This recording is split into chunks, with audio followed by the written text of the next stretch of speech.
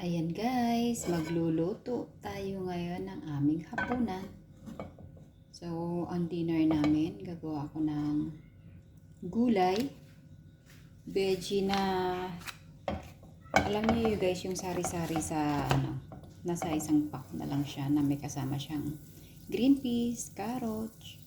O ito sa amin, nabili namin, wala siyang kasamang mais. Diba, minsan mayroon niyang corn kasama. Habang nagme-melted tayo ng ating butter, ilalagay natin ang ating bawang. Lagi kong inuulit-ulit mga lalabs, mas maraming bawang, mas masarap. Ayan. Kasi itong ulam namin tonight, wala siyang sahog na pork or karne or manok, wala. Puro gulay lang talaga siya. So, ayan. Habang nagaganyan yung ating bawang, may na lang yung apoy ko, lalagay na natin yung ating sibuyas. Kung gusto niyo yung lalabas, gawin yung brown yung tawag doon, yung garlic nyo. Pero sa ganito, mabango na siya, lalo na pag butter ang ginagamit. Ayan. So, sa akin tama na yan. Hindi ko na kailangan siyang ipa-brown. Ilalagay ko na yung ating sibuyas.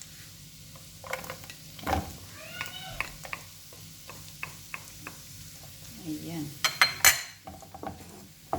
Alam niyo guys, ako pag nagluluto ako, lalo na pag naamoy ko yung bawang, nakakatakam ng kumain. Lalo na pag gulay. Dito kasi, ako talaga hindi man na masyadong mahilig sa gisa. Wala namang choice dito. Kaya kung pwede nga lang na magluluto ako ng walang sahog, okay na. Pero minsan yung manok namin na niluluto, tinatanggalan ko talaga ng balat. Yung balat yan, kinakain nila KitKat, si Annabelle. Ayan. So ganyan na guys, yung sibuyas natin. Hayaan mo natin yan.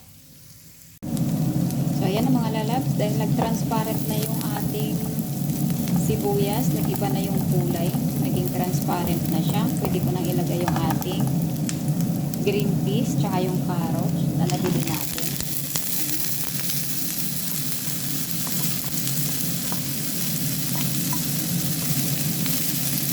Dahil na frozen siya mga lalabs, hayaan ko muna siyang ganyan. Ayan. Tapos maghanap tayo ng hanapin ko muna yung takot. Takpan muna natin siya. Kasi frozen nga siya, hindi natin kailangan lagyan pa ng tubig. Yung ibang gulay natin, mamaya na natin ilagay. So, takpan muna natin.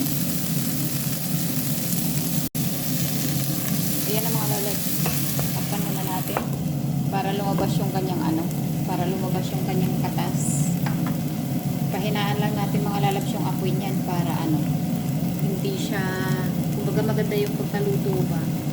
Tatanggalin lang natin yung kanyang tubig kasi nga frozen nga siya. So ayan ang mga lalabs, titingnan na natin. Ayan, okay na siya. Hindi naman siya talaga nagtubig. Ayan. O, diba? Ganun ang pagluto. Pagpalagay, huwag masyadong halo, lalo na pag frozen. Kasi pusa naman siyang matatanggal yung kanyang matutunaw yung ice, pero hindi siya ganun haluin ang haluin. So ngayon mga lalabs, gagawin natin, ilalagay ko yung aking nahiwang cabbage na kulay purple. Ayan. Saglit lang naman siya maluto, diba? I-try nyo mga lalabs. Pag hindi nyo na-try, ayan, naglagay ako ng pipino. Ayan.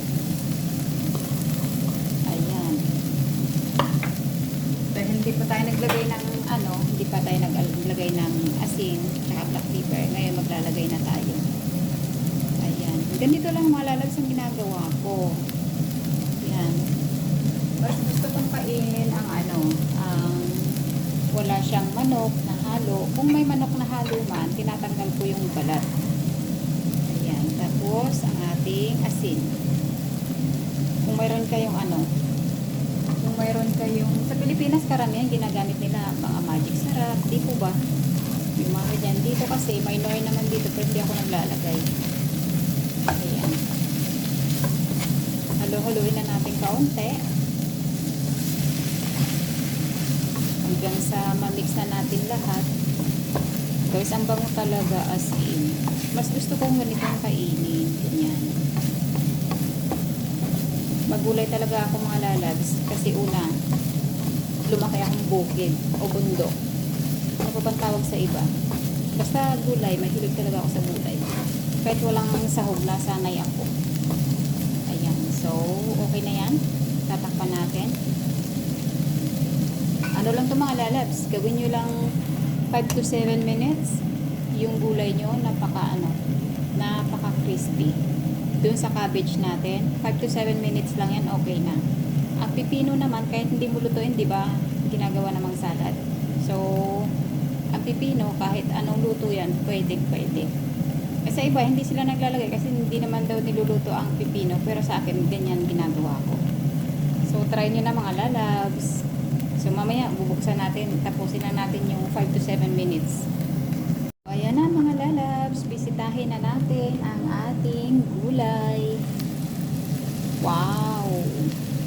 O, diba mga lalabs, tingnan nyo. Napakagandang tingnan. At kung nandito lang kayo,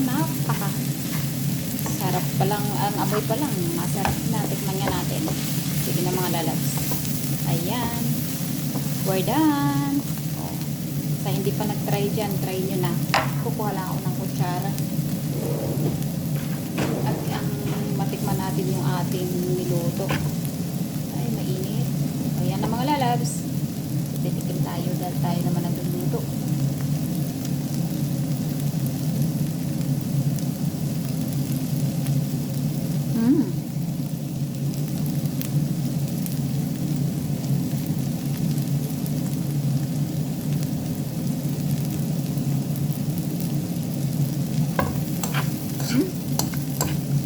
Sarap.